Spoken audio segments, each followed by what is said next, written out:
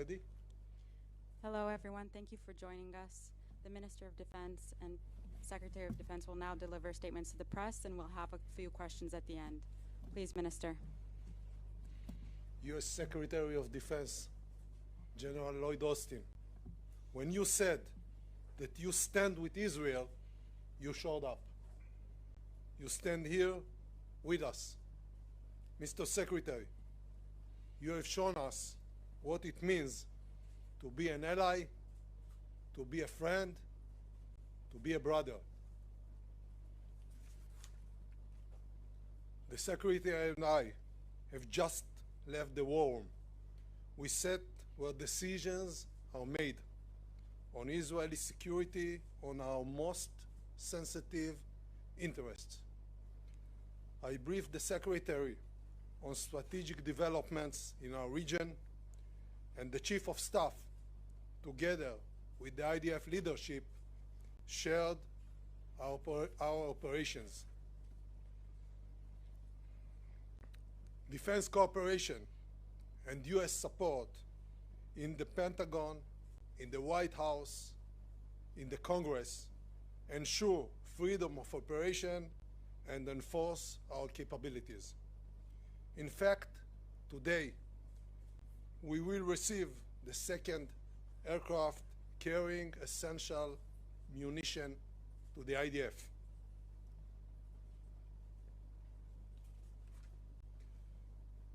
U.S. deployment of assets on land, in air, and at sea sends a strong message to both our partners and enemies in the region. On behalf of Israel's defense establishment and on behalf of our citizens, Mr. Secretary, thank you very much. Let me remind you all, our audience, who is the enemy? Our neighbors is Hamas, the ISIS of Gaza, an organization enjoying the Iranian payroll. I cannot let the world forget the brutal attacks Hamas terrorists conduct against Israeli children, Israeli women, Israeli elderly and entire families. Murder, rape, kidnapping, this is what we face in this war. This is a war on the existence of Israel as a prosperous state, as a democratic state, as the homeland of the Jewish people. This is a war on freedom and on our common values, and we are on the front line. We will keep fighting, and we will win this war. We will prevail. With your permission, Mr. Secretary, I'll say a few words in Hebrew. מאז יום שבת, מדינת ישראל נמצאת במלחמה. אנחנו נלחמים על הבית, אנחנו נלחמים על העתיד שלנו. והפגישה שסיימנו עכשיו, ידידי מזכיר ההגנה אוסטין ואני, בבור הפיקוד, סיכמנו על שורה של מהלכים וסוגיות אסטרטגיות. אני בטוח כי גם ידידינו ברחבי העולם וגם אויבינו בכל הגזרות מבינים היטב את משמעות הברית הזו ואת משמעות הביקור הזה. מדינת ישראל היא מדינה חזקה, מדינה שבה מתקיים שילוב בין צבא עוצמתי לבין מערכת אזרחית עם חוסן לאומי בלתי רגיל. החוסן שמצוי ב-DNA של כל יהודי הוא תוצר של מאבק הישרדות של אלפי שנים, עם תוצאה אחת שלא משתנה. האויבים שלנו רוצים להשמיד אותנו פעם אחר פעם, ובסופו של דבר אנחנו שורדים, מנצחים והם נעלמים. זה מה שיקרה גם הפעם עם החמאס. זה הגורל שמחכה לחמאס הדאעש של עזה. המלחמה תהיה ארוכה, המלחמה תהיה קשה, ויהיו מחירים, אבל אנחנו ננצח. כבר עכשיו החלנו במקביל לפעולות המלחמתיות, גם בשיקום של מקומות שנשרפו והם עוד ישגשגו. ידידי הגנרל אוסטין, חזרנו עכשיו מהערכת מצב בבור הפיקוד. חזית במו עיניך במראות הזוועה, ספגנו מכה קשה מאוד. אנחנו נתחקר ונפיק לקחים. נהיה חזקים יותר. אבל עכשיו עת מלחמה, ובעת מלחמה המטרה היחידה והראשית היא לנצח. בימים האחרונים התהפכה המגמה, ומי שתקף אותנו הפך להיות מותקף על ידינו. מקרבות ההירואיים בשטחנו, בהם היכו לוחמי צה"ל בסדיר ובמילואים את מי שתכנן להגיע הרבה יותר רחוק מרצועת עזה, עברנו למתקפה על שטחי רצועת עזה. התוצאות יבהירו לעולם מהי נחישותנו, מהי עוצמתנו, וכיצד אנחנו מתמודדים עם מי שמנסה להרוג את ילדינו, את זקנינו ואת נשינו, ולצערי במקרה הזה גם הצליח. חברי מזכיר ההגנה אוסטין, יש לנו משימה משותפת, הדרך תהיה ארוכה, אבל בסופו של דבר אני מבטיח לך שאנחנו ננצח. במלחמה הזו אנחנו ננצח. Thank you, sir. Well, good afternoon, everyone. Yoav, we've been in close touch, but it's good to see you again in person. And it's good to be back in Israel, even during such terrible days. As the U.S. Secretary of Defense, I am here in person to make something crystal clear. America's support for Israel is ironclad. And I extend my deepest condolences to the Israeli people for those killed or wounded in this terrible slaughter by Hamas. I'm also here in solidarity with all the families still living the waking nightmare of not knowing the fate of their loved ones. And we will continue to coordinate closely with Israel to help secure the release of the innocent men, women, and children in the clutches of Hamas, including American citizens. Now, Israel is a small country, a place where everybody knows everybody. And in times of trial, the intimacy of your society deepens the intimacy of your grief. But that's not a weakness. It is a profound strength. And in times of testing, Israelis know what to do. Over this awful week, we've seen Israeli hotels and homes take in those who've had to flee. We've seen long lineups to donate blood. We've seen WhatsApps explode with messages as people race to support neighbors in anguish. And perhaps because I'm a retired general, I was especially moved by the story of a retired general named Noam T-Bone. His son called him on Saturday from his home near Gaza to say that Hamas terrorists had stormed their kibbutz and were closing in. And the retired general jumped into his car in Tel Aviv and raced toward the combat zone. He linked up with other fighters and rescued his son, his daughter-in-law, and his granddaughters. And when the general arrived at their house, one of his granddaughters just said, "Grandpa's here." And these are rays of hope in a terrible week.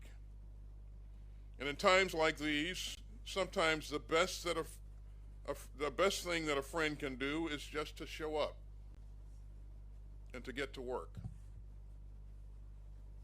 Now, this is no time for neutrality, or for false equivalence, or for excuses for the inexcusable. There is never any justification for terrorism. And that's especially true after this rampage by Hamas. And anyone who wants lasting peace and security for this region must condemn and isolate Hamas. Hamas does not speak for the Palestinian people or their legitimate hopes for dignity, security, and statehood and peace alongside Israel.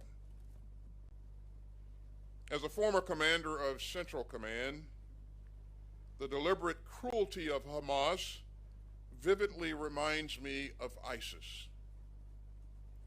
Bloodthirsty, fanatical, and hateful. And like ISIS, Hamas has nothing to offer but zealotry, bigotry, and death. The world has just witnessed a great evil. The deadliest attack on civilians in the history of the state of Israel, and the bloodiest day in Jewish history since the end of the Holocaust. So make no mistake, the United States will make sure that Israel has what it needs to defend itself. And Israel has a right to protect its people.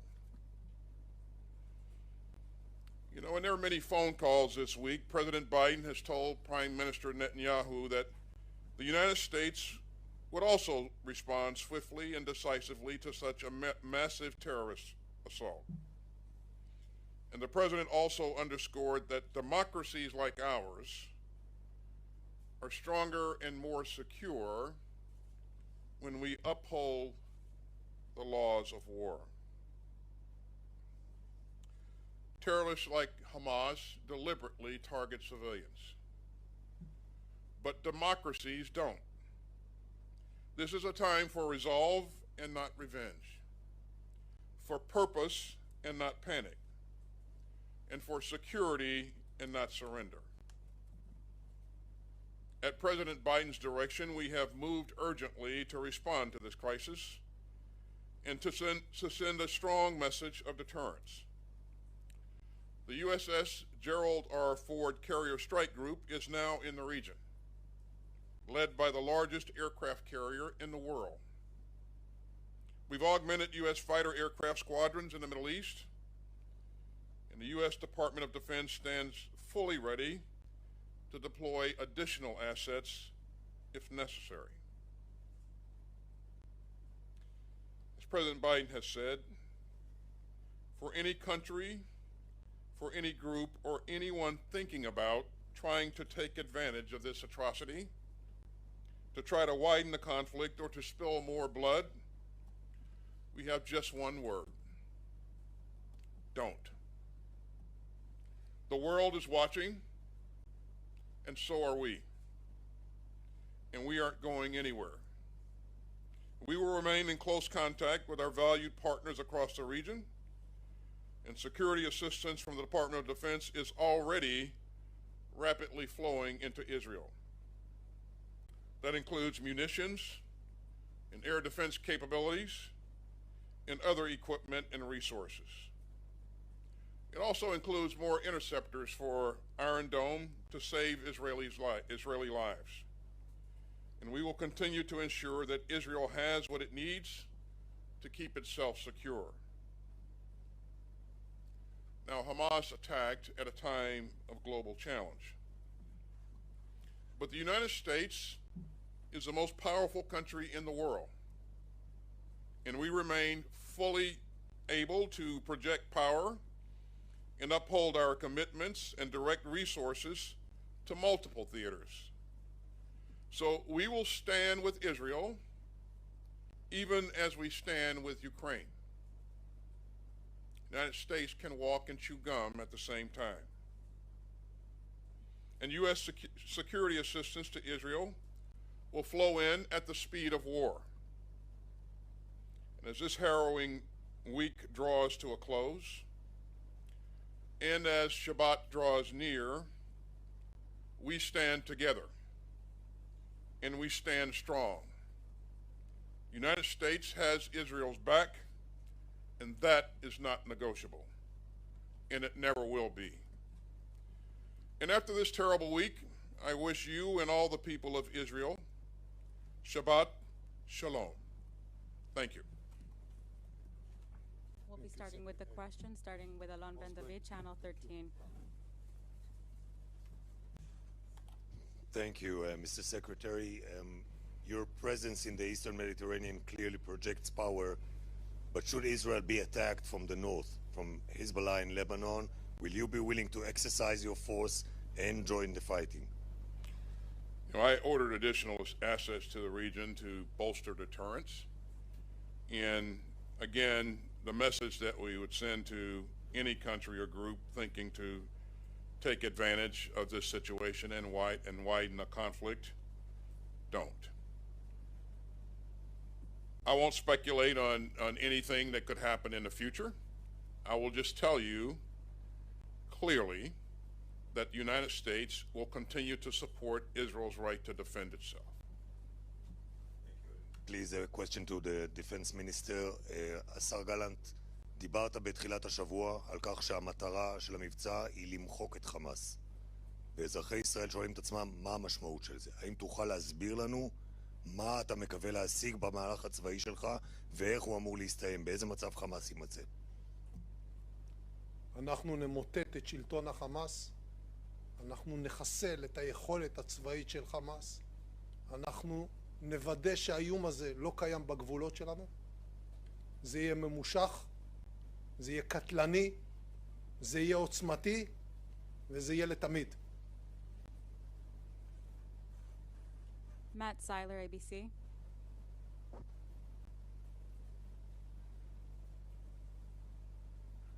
Thank you both for doing this. Secretary Austin, the U.S. administration has told Israel to avoid causing civilian casualties and to uphold what you called just now the laws of war.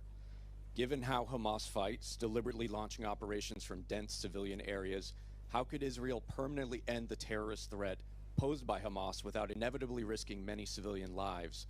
And as we watch the civilian death toll in Gaza rise while Israel conducts its counterattacks and perhaps a ground invasion, do you believe the moral culpability for those Palestinian deaths belongs to Israel, Hamas, or both? I'll leave it to Israel to talk about its potential plans and its approach to conducting operations. Matt, I'll just say again that Israel has a right to defend itself, and we will support Israel's right to defend itself. We will continue to flow in security assistance. And I've worked with Israeli forces over the years, over many years. As you know, I wore a uniform for 41 years. My experience in working with the Israeli forces is they are professional, they're disciplined, and they are focused on the right things. And so I expect that going forward, they will continue to exhibit that same degree of professionalism that we've seen in the past. But you know, Matt, we've seen this before. The international community fought ISIS, who in some cases was embedded deeply in built-up areas. And that international coalition fought valiantly and protected civilians and created corridors for humanitarian movement, even in the midst of a pretty significant fight. So again, this is a professional force. It is well led, and I have every expectation that it will be disciplined. Thank you. And for Minister Gallant, have you seen evidence that Iran was directly involved in planning or executing the recent attack on your country, or any signs that either Iran or its proxies are seeking to exploit the situation? And if you do come to see signs of an imminent attack on Israel, are you in favor of preemptive strikes? Iran, Hezbollah, and Hamas is one axis, an axis of evil. Everything is directed generally from Iran. The permission is given by Iran. The money is supplied by Iran. And the ideas are shaped in Iran. Therefore, it doesn't matter if they give or didn't give the permission, but the idea is an Iranian idea. As to the actions, future actions of IDF, I will stay confidential for good reasons. Thank you. Suleiman Massaoudeh. Mr. Secretary, thank you for this. House Foreign Affairs Chair Mike McCall said that we know that Egypt had warned Israel 3 days prior to that event, like something like this could happen. We don't know how we missed it. We don't know how Israel missed it. So can you tell us what really the U.S. knew before this attack? What I can tell you is that if we had known, or if we know of a pending attack against an ally, we would clearly inform that ally. But what we're focused on now, Suleiman, is we're focused on making sure that Israel has what it needs to defend its sovereign territory and to protect its citizens. And the minister and I spent a good bit of time talking today about what those requirements are and what we need to do to urgently meet those needs. אדוני השר, תודה רבה. זו פעם ראשונה שדרג מדיני עולה לשאלות העיתונאים. אתמול שמענו את הרמטכ"ל גם לוקח אחריות ואומר אנחנו כשלנו בשמירה על ביטחון אזרחי ישראל. האם יש כן גם אזרחי ישראל שואלים את עצמם, האם כן יש איזושהי לקיחת אחריות מצד הדרג המדיני בעניין מה שקרה בדרום? אנחנו ספגנו התקפה קשה עם מחירים מאוד כבדים. יהיה זמן לתחקר את העניין הזה. בעת הזו, גם אני, גם המטה הכללי, הרמטכ"ל וכל לוחמי צה"ל, אנשי השב"כ, אנשי המוסד, משטרת ישראל, כולנו ממוקדים בהתאם להנחיות שנתתי בדבר אחד, לנצח ולהביס את חמאס כפי שפירטתי. זה מה שנקבע, זה הדירקטיבה של ממשלת ישראל וזה מה שיהיה. And last question from Tom Secretary.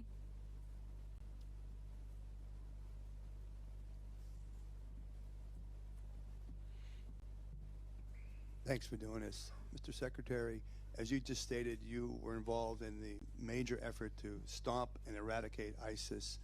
When you talk to the minister and others, and that experience courses through you, what kind of lessons learned do you feel or might be helpful in this case, especially dealing with that whole urban situation that you just referred to, the evacuation of civilians from Gaza, those kind of challenges? What kind of ideas and thoughts that you have that you can share, please? Well, thanks, Tom. I would tell you that encountering ISIS, I felt as if we were staring evil in the eye. It was truly evil. And what we've seen from Hamas, it takes that evil to another level. And so that's the first thing that we need to remember and consider.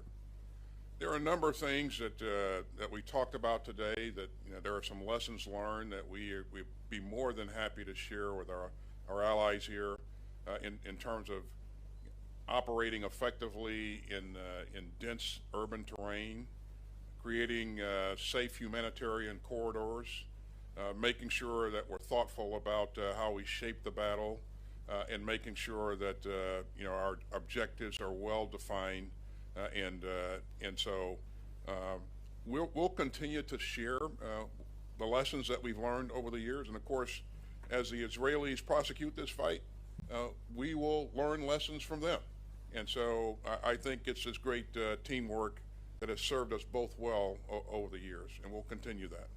Mr. Minister, there's been some confusion over the 24-hour deadline that Israel announced for civilians in Gaza to move south, to evacuate and move south.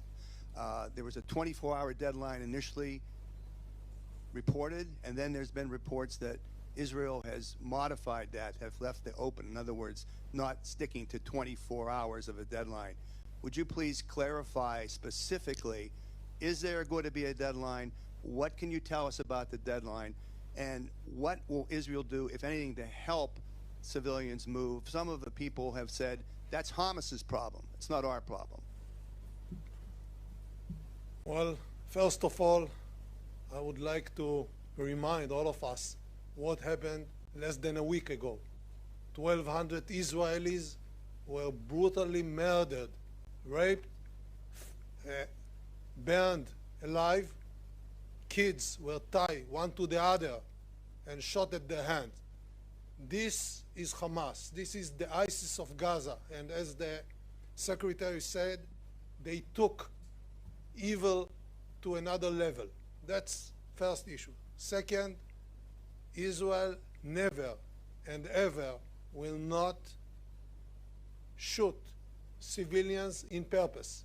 Therefore, we are asking all the civilians in Gaza City to go south of Gaza.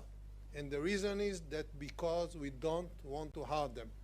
The camouflage of the terrorists is the civil population. Therefore, we need to separate them. So those who want to save their life, please go south. We are going to destroy Hamas infrastructures, Hamas headquarters, Hamas military establishment, and take this phenomena out of Gaza and out of the earth. They cannot live among human, civilized people. But 24 hours, is that deadline still holding, the 24 hours? Thank you very much. We're done for today. Thank you.